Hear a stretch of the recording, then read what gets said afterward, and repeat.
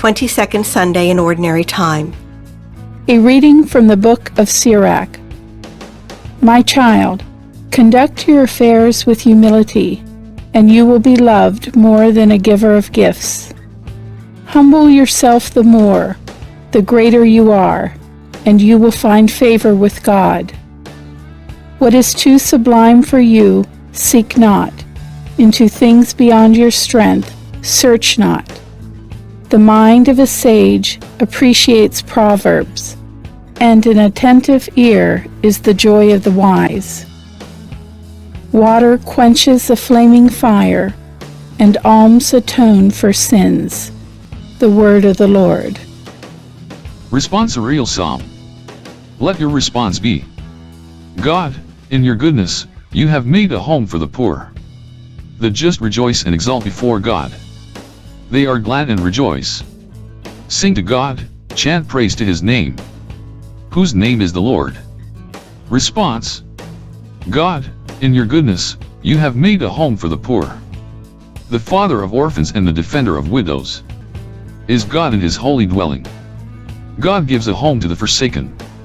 He leads forth prisoners to prosperity. Response: God, in your goodness, you have made a home for the poor. A bountiful rain you showered down, O God, upon your inheritance. You restored the land when it languished. Your flocks settled in it. In your goodness, O God, you provided it for the needy. Response: God, in your goodness, you have made a home for the poor. A reading from the letter to the Hebrews. Brothers and sisters, you've not approached that which could be touched, and a blazing fire in gloomy darkness, and storm and a trumpet blast, and a voice speaking words such that those who heard begged that no message be further addressed to them. No, you have approached Mount Zion, and the city of the living God, the heavenly Jerusalem, and countless angels in festal gathering, and the assembly of the firstborn enrolled in heaven, and God, the judge of all, and the spirits of the just made perfect, and Jesus, the mediator of a new covenant, and the sprinkled blood that speaks more eloquently than that of Abel. The word of the Lord. A reading from the Holy Gospel according to Luke. On a Sabbath, Jesus went to dine at the home of one of the leading Pharisees, and the people there were observing him carefully. He told a parable to those who had been invited, noticing how they were choosing the places of honor at the table. When you are invited by someone to a wedding banquet, do not recline at table in the place of honor. A more distinguished guest than you may have been invited by him, and the host who invited both of you may approach you and say, "Give your place to this man," and then you would proceed with embarrassment to take the lowest place. Rather, when you are invited, go and take the lowest place, so that when the host comes to you, he may say, "My friend, move up to a higher position." Then you will enjoy the esteem of your companions at the table. For everyone who exalts himself will be humbled, but the one who humbles himself will be exalted.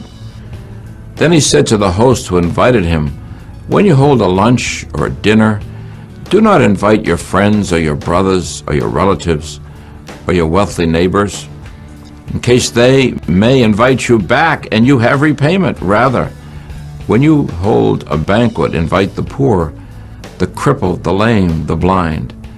Blessed indeed will you be because of their inability to repay you, for you will be repaid at the resurrection of the righteous." The Gospel of the Lord.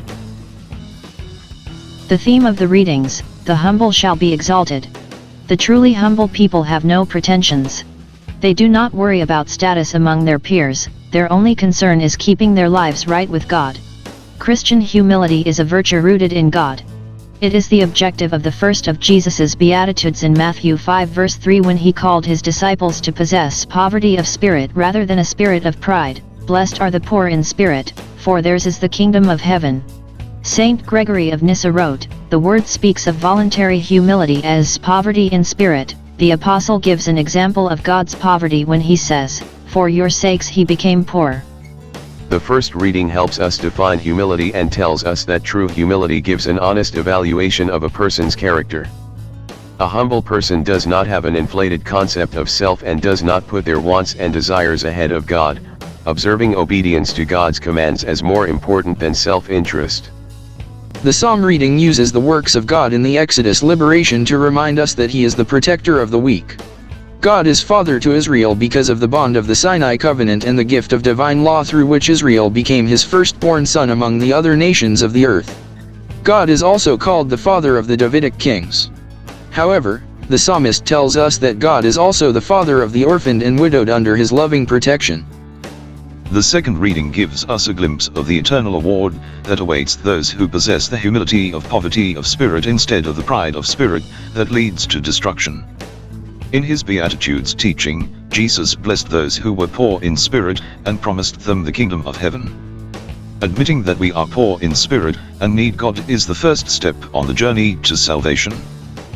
The inspired writer of the letter to the Hebrews contrasts the events of the covenant formation at Sinai with the promise of the new and everlasting covenant made to David and his descendants. When David established his royal capital upon Mount Zion in Jerusalem, the old covenant had temporal blessings and punishments. However, the inspired writer warns that the new covenant brought about through the sinless sacrifice of Jesus Christ is eternal. The promises are eternal, but so are the punishments.